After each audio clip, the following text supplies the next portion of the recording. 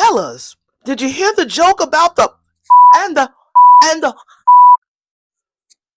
well, nothing funny about that at all, Mike. Nothing at all. You nasty. Hey y'all, hey, welcome to my channel. Hi, I am Shar and I'm your recap auntie. Yes, good morning, good evening, good afternoon, whenever you are watching me right now. Hey y'all. I am your recap auntie and I am here to recap episode number 20, number Big Day. Is that how you say it, y'all? Big Day, Noventa, Ochenta, all of that. Yeah. Number 20 of Beyond the Gates. And so yeah, I got my Moo review. Y'all already know this is a new boo, Moo review. So hey, welcome to my channel today. I thought I would wear one of my little blinged out pieces because today Queen Lady Anita was wearing the statement piece of all statement pieces. So when I go to the show, y'all can go ahead and just give me that. Just give it to me. If you want this, you can use it, but I would rather have what Anita had on today or yesterday, because remember, I'm a day behind. Give me that and I will wear it. Okay? All right. All right. Today's episode, let's see. A lot of true colors was actually shown today. A lot of true colors. Martin, you real lucky we was at a damn country club. Cause I would have taken whew, the episode was like this and it was doing like this a little bit. But at the end, baby, all of those plots start coming together. The truth of the true colors of people started coming out. And I was like, this was good. I watched it last night. I said, this was good. I kept saying that over and over and over to myself. Hopefully you thought the same. And at the beginning, they did show the old Ted, my teddy bear. They didn't show the new one. They showed the old one. So I don't know when the new one is going to take his place, but I'm sure they're going to make that announcement very soon. Again, I'm looking forward to seeing him do it. I am. I'm really looking forward to seeing how he's going to create that role for himself, make that role for himself. Like they say, sometimes you have shows and things and you have to really make that role your own. That's what they call it. How people need to make their songs their own. When you do remakes, when you do shows, you really have to really make this show your own. So I'm looking forward to it. So let's get started. We've been talking for almost 3 minutes. All right, let's go. Before the beep comes, y'all know I get a beep in the mornings. So we open up with Lady Anita dressed in all white, honey, with the fur sleeves, with that fabulous statement necklace piece, baby. It was gold and wrapped all around here with two big stones. Oh my God. I said, let me pull my shit out. Okay. So she stops and looks at herself, an older picture of herself singing in the club. I thought it was cute. So Chelsea comes in like, Gran. So Anita is like, I thought you and your mom were about making some final plans for the fashion show today. So Danny is like bursting at the seams, excited about it. So Chelsea was like, about that, Grandma. Anita was like, oh, damn, what's going on, girl? What's going on? We just got through this some bullshit with Danny. I do not need to go through no more bullshit with your mommy. So Chelsea shows Anita some designs, and so Anita's like, "Oh, these are nice. These are really nice. They're very high end, very luxe. Who's the designer?" So Chelsea was like, "Well, the designer is by Chelsea uh, Richardson, whatever. Yeah." She's like, "What, girl? You did this?" So Anita just sits down and listens to Chelsea talk about how much she loved designs and how much she loves, creating. And she said, Grandma, I know that I sound like a ungrateful, spoiled brat, and a million girls would love to take the place on the runway. And so Anita's like, I'm not thinking about them bitches right now. I'm talking about my granddaughter. So she did notice when Chelsea was younger, throughout the years that Chelsea would do a lot of doodling and stuff. She said, but how did it go from this to these wonderful, sketches on the refrigerator? All mamas got that. If you got a child who draws, let me see. I have an older picture that my daughter did. My daughter will be 29 this year. I can't find it right now. But there's an older picture that I have of her that she drew when she was little. Now she's an artiste. I mean, uh, let me show you something real quick. I know you're like, Shar, really? Like, yeah, really. Now, this is a rock that she painted. I don't know how old she was. I couldn't find one of her artworks when she drew when she was little. It's around here somewhere. Believe it, I didn't throw it away. But this is like a little piece of rock that she painted when I guess she was feeling inspired, so she painted this. So let me show you one of her. I can't show you her other sculptures because they're way too big, but I can show you a picture that she did. Okay, hold on. This is one of the art pieces. This is one of the art pieces that she made. This thing is huge. And my baby's an artiste. So I know the mic is all the way over here. But this is one of them pieces that Anita was talking about. How did it move from a refrigerator art piece to these wonderful sketches to the point where you want to create your own design? So yeah, my daughter is a great artist. Proud mama moment. All right, BRB. So yeah, she's like, girl, how did it move from the refrigerator to now you want your own, you own your own brand? I said, yeah, I understand that.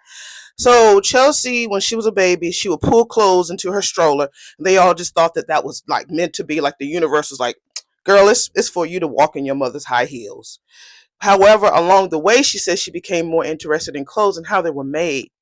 She said she got all hyped out about the designer's process, the vision, brand identity. Oh, remember, y'all, I got my laptop. Brand identity, and even the production and creation. I was like, okay, go ahead, Charles. So she's not feeling the business plan part though. Kat has it on lock. She ain't worried about that. So when she showed Kat her sketches, Kat was like, okay, cuz that's cool. So her vision became her vision, and they became they believed in the vision together. So they decided to go ahead and start creating and marketing, and both of their dreams are coming true. I said, yeah, that's what cousins do. So Anita's like, is Kat going to leave her father's firm? And so she said, well, Ted always knew that she was going to be her own business owner. So I'm sure he would be happy about that for her. So we all know Ted is very supportive. So they have been, what might happen? If Kat leaves, Eva is going to probably be working between, you know what? Laura might come back to work with Nicole, and Eva might go over there and start working with Ted. I just got that light bulb moment. I could be wrong, but if I'm not wrong, y'all come back to episode number 20 and say, you know what, Auntie, you was right. You was right. So Anita is like, oh well, they have been working on prototypes for a long time, and all of a sudden it was more than just a dream. She knows that she has to be real with her mom, and she just don't know how to. So Anita tells her that you could tell your mom just like you told me, girl. So Chelsea feels like she's ripping the runway right from under her mama. I said, you better say that. She's the last connection to that particular world because, again, Danny was a model and she couldn't complete it because she gave all of her all to Bill and the girls. So I think that she's going to be like that until, I think, like I said, Danny is going to create her own path when it comes to the social media, because people fell in love with her doing that whole wedding stuff. So Anita and her words of wisdom, honey, let me make sure I read this right. Listen, honey, my mother almost lost her mind when I told her. They're going to beep, beep, see?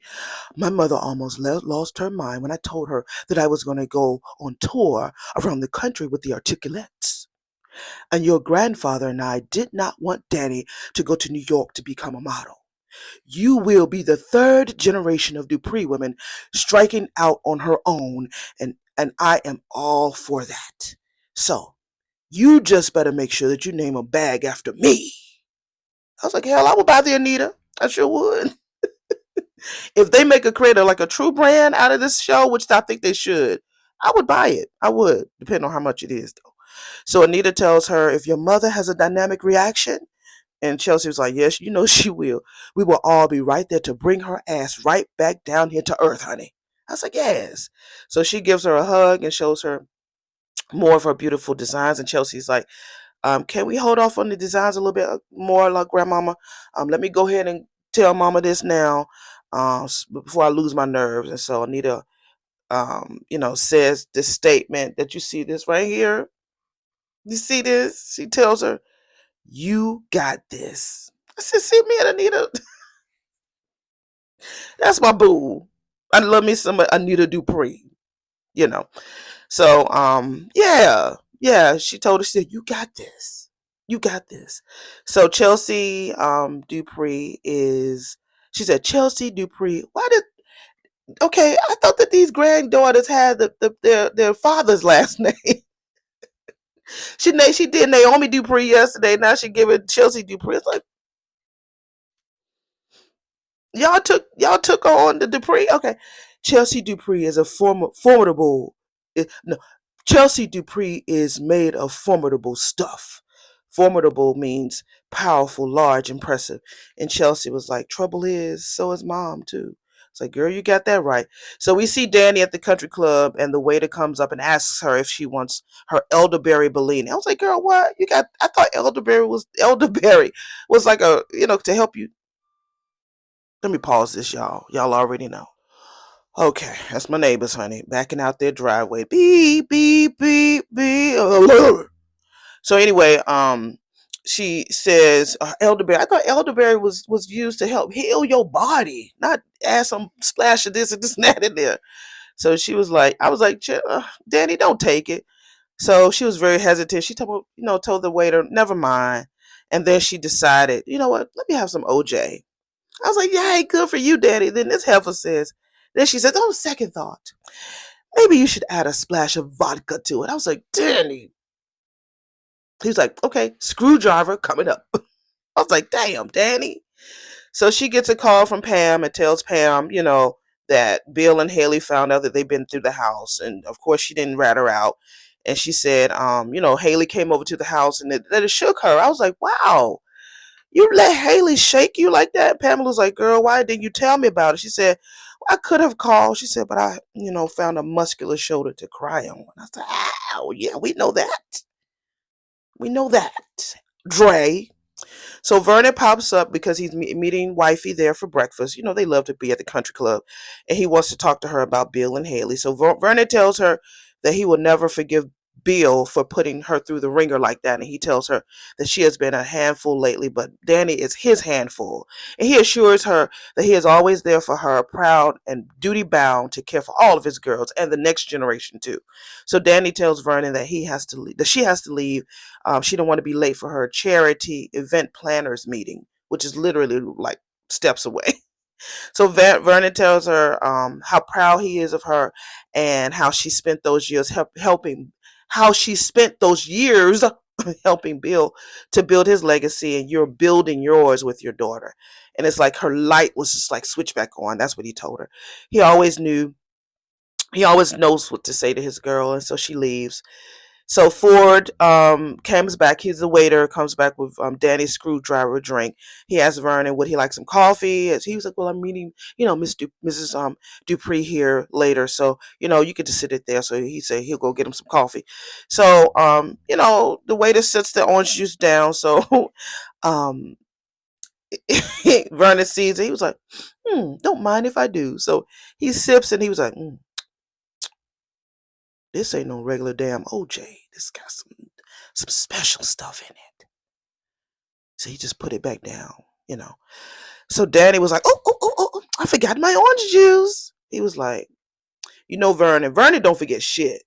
He gonna keep that right there in the back of his head. He really is. So she takes it with her and he just looks at her as she leaves and he looks a little worried about her. Yeah, he does. So knowing Vernon, like I said, he's going to keep that in the back of his mind. So while he was thinking about his conversation with Martin, Anita arrived because they did like a really good pan. Martin was talking about some stuff and then they showed him. It was a good pan, a good switching scenes, transition. That's what they call it. So Anita arrives. I love that statement necklace, like I said.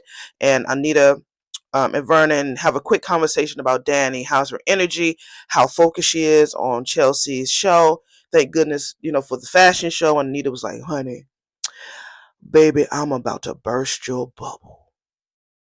I was like, oh. So now Vernon knows that Chelsea wants to give up the modeling and focus on her designs. So Vernon, let me skip down. Let me go down to Martin, honey. Martin is at the house doing some stuff, and then Smitty is asking him, what's going on? Why what's going on? Let me tell you about the kids. And he was like, I know about the kids. He was like, look, this person's going through this. Samantha got some people, who like her, and boys, but just the typical stuff that they talk about, as parents. So Martin interrupts well, they're talking, and so while he's sitting on the couch talking with Smitty, Vernon tells him that he needs to come he gets a phone call from Vernon, and he tells him, "You need to bring your ass over here to the country club." And so he's like, "Well, Dad, I'm working on this anti-child tax, blah blah blah," because he claims that's what he's been working on. He's like, "Look, son, this is not a request. This is a demand. I need for you to bring your ass over here to this country club right fucking right now." And so Smitty was like, "Is he okay?" And so Martin was like, "Yeah, Granddad, it's probably business stuff, family matter stuff. Like, this nigga just lying." So in the meantime, Vernon tells Anita, about him wanting to run for president. And Anita was like, "Hell to the no. He can't do that. He cannot do that." She was like, "Does he know what he's gonna, lose all these secrets and shit that's gonna pop out?" Let me see. Let me go back to my notes up here. Okay, I found my notes. So Vernon was like, "Our boy's secret is so explosive it could disseminate his life. It could decimate his life. Forget about political ambitions. There will be no shielding Smitty and the kids from the fallout. They'd be collateral damage." So Anita was like, "Ted and Nicole raised Martin to be who he wanted to be. We did encourage him every step of the way." So Vernon was like, "Look, our golden boy, we should have added a caveat. Never make a mistake." So Anita tells Vernon, like, "So how does he plan to pull this off?" So Vernon said, "That boy thinks that he is diligent enough to keep his secret hidden." And Anita's like, "In this day and age, nothing is kept off limits. You cannot be uncovered, or no, nothing is off limits or cannot be uncovered. You can't even walk down the street with your dog being off a leash without the press getting wind of it. How can he be so naive?" So Vernon was like, "Or arrogant." And Anita was like, "Well, well, well, I wonder where he gets that from."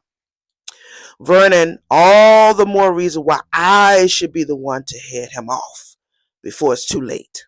It makes me wonder, is Martin's Vernon's son from an affair? Like, is this accident, like these dreams that Martin is having, maybe it was an accident of him losing his parents or something? Like, we hear about Andre losing his family, but it makes me wonder, maybe Vernon had an affair with one of the girls in the group. That's why I don't know. I just feel like Martin is his son, because he was real cocky in this damn episode, and I think that Nicole and Ted adopted him. I feel like that happened. That's what happened. So let's get back to Martin finally showing up at the fucking club.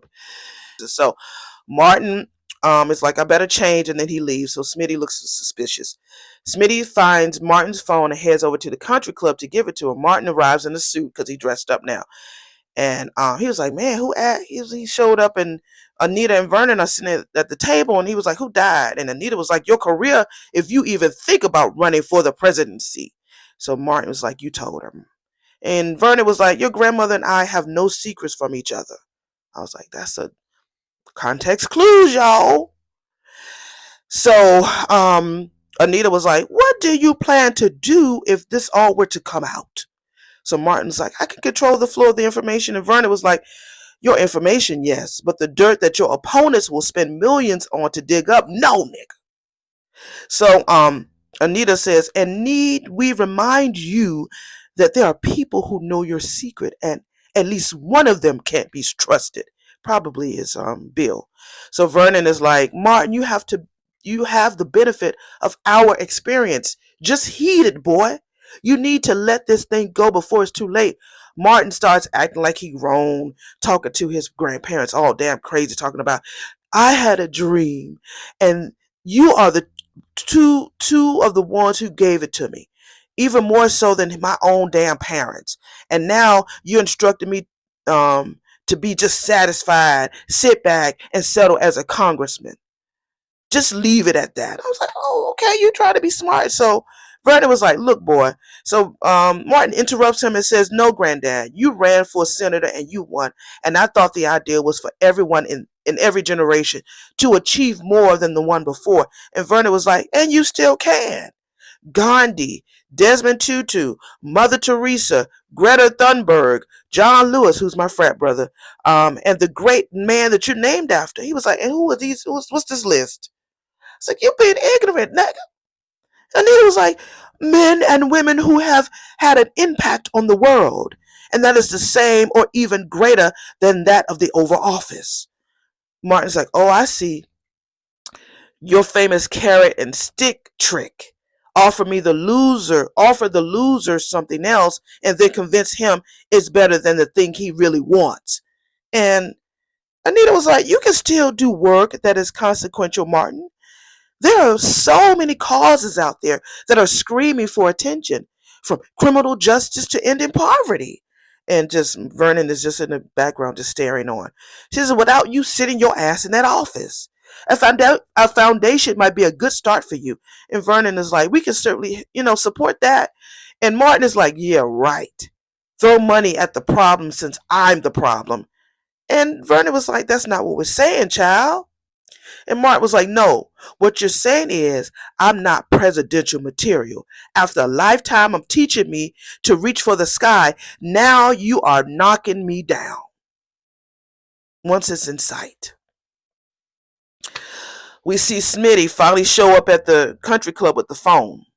So Vernon says, that's enough, Martin. Remember who you are. And then Martin says, I'm in the world you gave me, and it would have meant everything to me to have your blessing. But don't worry. You can still sleep in the Lincoln bedroom when you come and visit. I was like, this nigga. I said, oh, you can sleep in the Lincoln bedroom when you come visit. I will forever honor you both, even if you don't believe in me.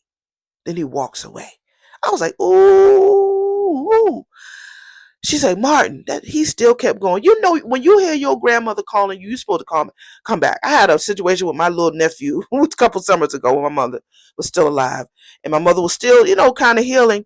So my little nephew was about 6 or 7, smartest little kid in the world. So he was going across the street to some neighbors' houses that we didn't know about. So my mom was calling him and telling him, come back here, baby, come back here. That boy act like he didn't hear. So I said, I called his name. I ain't going to call it on here. I said, didn't you hear your grandmother calling you? He was like, I said, well, you need to come back here. She's sick. I just, laid into him. I did it because I love him. And I didn't know the people across the street.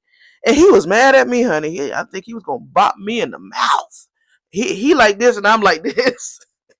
So when your grandmammy call you, tell you come bring your ass back in, listen to her. But he just came out. He just walked out. So Anita was like, she gets some cream and she pours it into her coffee and then she sips it and she's like, well, that went well. And then she sipped the coffee. They both were sipping their coffee at the same time. I love the little camera angles show them both sipping their coffee at the same time. And they look worried. So Martin burst into the home looking for his phone. Smitty's like looking for this. And Martin is like, damn, my whole life is in that damn phone. And Smitty was like, that's why I brought it to the club. He said, oh, really? You were there? So we must have missed each other. So Smitty is like, yeah, apparently I missed something else. So now who is withholding career plans, Mr. Presidente? So that was their scene. This is going to be a long video. This is a long video. So who can I talk about next? Of course, Bill and Naomi. Ooh, that was good. Was there any more secrets?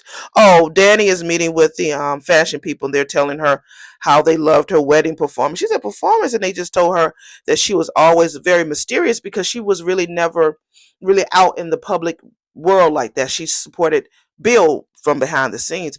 However, when she did that pow pow at the wedding with your feelings so raw and your pain on display, you look fabulous while doing all of that. She's like, of course.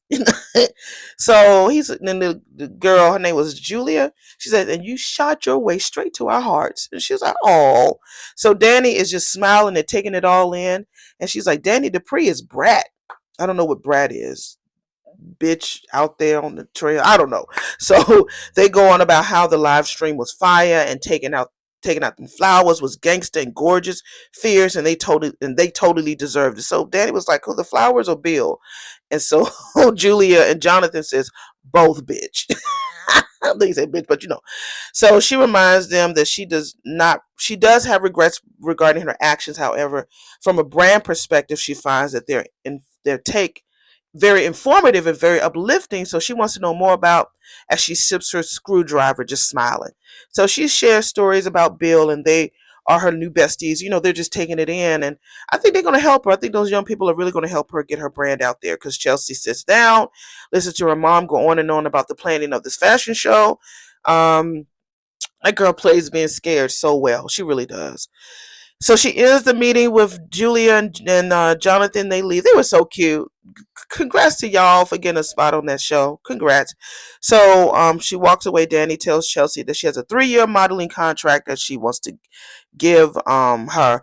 She was saying the way that Danny set it up, she was like, I know that you want to have your own brand. It's important for you to make sure that you connect with the right people. And so Chelsea was like, oh my God, Mom, She said, yeah, no, I understand. I see what you're trying to do. So she was like, good. She said, and that's why I got this 3-year contract. You're signed in with this company for 3 years. She was like, no, this bitch don't know. She don't know. So I think that Chelsea thought that Danny knew about the purse collection. Maybe she thought that Anita talked to her about it. So Chelsea tells her, Mom, I can't sign those papers. I don't want to model anymore. I was like, oh my God. Oh, yeah. So, Danny with them eyes, baby. Danny. Danny with them eyes. Okay, I think that's everybody until we get to the bills. This bill, it showed a lot. It showed his vulnerability. It showed his strength.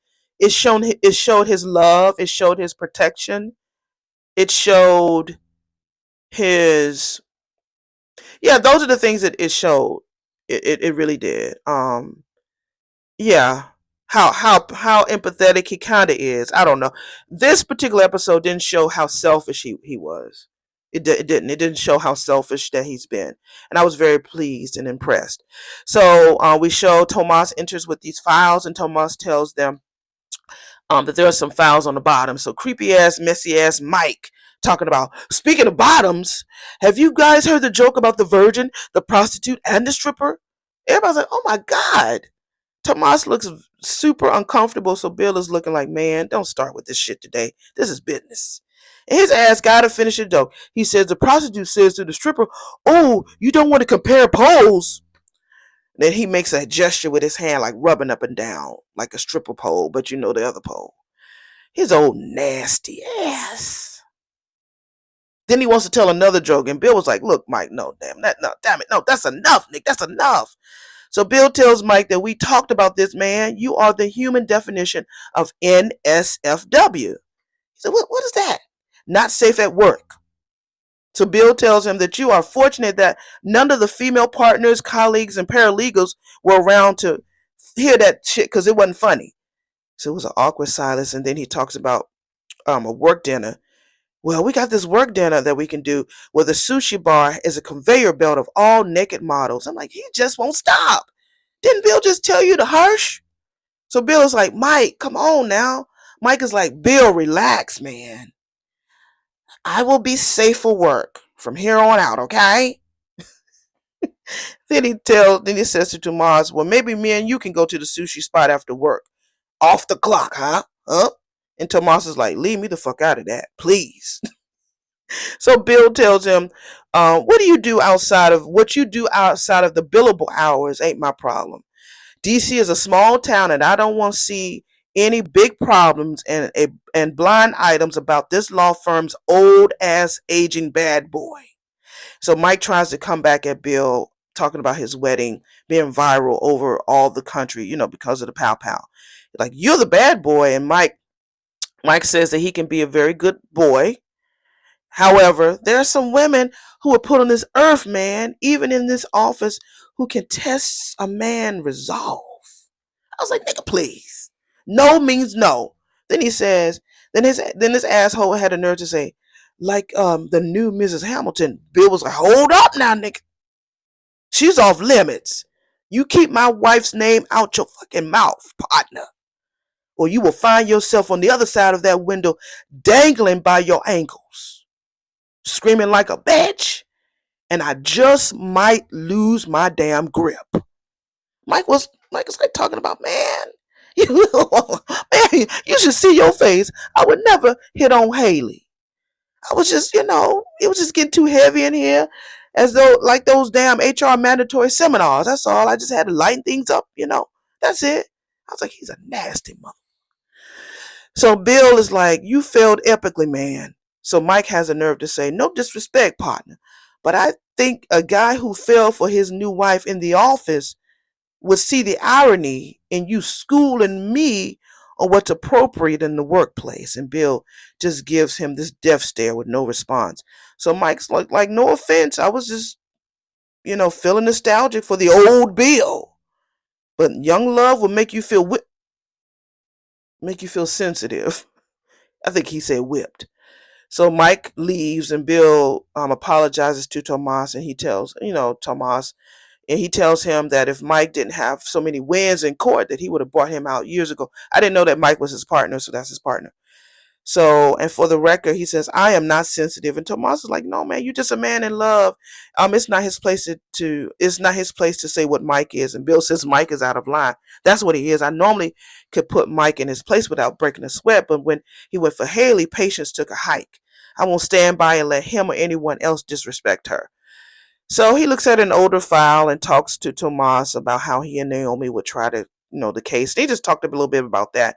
Will he reconcile with her? Now, at the meantime, we see Naomi at Orphe Jeans talking with the ladies, pretty much confirming with them that she's going to take the case. First, they said no, they didn't want her to do it because they felt that it was going to be a conflict of interest. They know that she's mad at her dad, but we don't want you to be feeling like we're just going to drop it. She said, well, y'all not going to do the case. I'm like, no, we're going to sue him, but we just don't know what we're going to do. So then she wound up telling them, yeah, she's going to serve him with the papers. So in the meantime, after they leave, Bill sends her, after Tomas and him were talking about how much he misses his relationship with his daughters, he feels like he can reconcile things with Chelsea easier than Naomi because she wishes he was dead, because she really looked up to him. Something happened. He said, Bill told Tomas, he was like, something happened that caused Naomi to feel this way about me. And this is way before Haley. And so Tomas was like, what was it? He was like, it's not that important. I remember Naomi talking to Danny about finding out about his escapades with some of the girls in the office, or, these other women, and that Danny stood through it. That's why she's so passionate about marriage and relationships and stuff. So I think that she found out about Bill cheating on her mom all those years, and that Danny decided to stay. But this one, because it was a friend, it was just different. It was just very different. And he wanted to leave this time. This time he didn't want to stay. I think that's what pissed her off. So, but he didn't tell Tomas. He said, never mind, it's just. So Tomas leaves, and Bill's just sitting there looking all sad, his big old heavy ass head down. And I was like, oh, I really, it's like that quick, but I had a little, soft spot for Bill. I did. So, he thought about Naomi, and he sends her a text telling her he loves her. So, goes back to the ladies, and she's like, I see y'all later. I'm ready to go serve his ass. So she shows up at the office, and he was like, oh, hey, baby, it's good to see you. Did you come? But did you get my message? She was like, yeah, I got it. Naomi was like, I got it. So Tomas comes there, and he's like, I'm sorry to disturb you, sir, but this, he said, well, you see, I got a, meeting with my daughter right now. He was like, I understand that, but we have a problem. So Bill looks at Naomi. He was like, because I asked you earlier why you were here, because he did ask her why she was here. So this lady walks in. Bill Hamilton, you have been served. So Bill was like, who had the nerve to pull this shit? So he opens up the papers, and he looks at Naomi. He says, I thought you came here to reconcile. You're here to sue me? And that was it. That was it, honey. Richardson versus Richardson. I don't know. I hope Naomi wins, but I think that Bill does his shit real dirty. Yeah. And with Mike might fold on them, because they said that they're gonna do Bill. They're gonna sue Bill for work, like uncomfortable, like workplace harassment. But they're gonna do Mike as sexual harassment.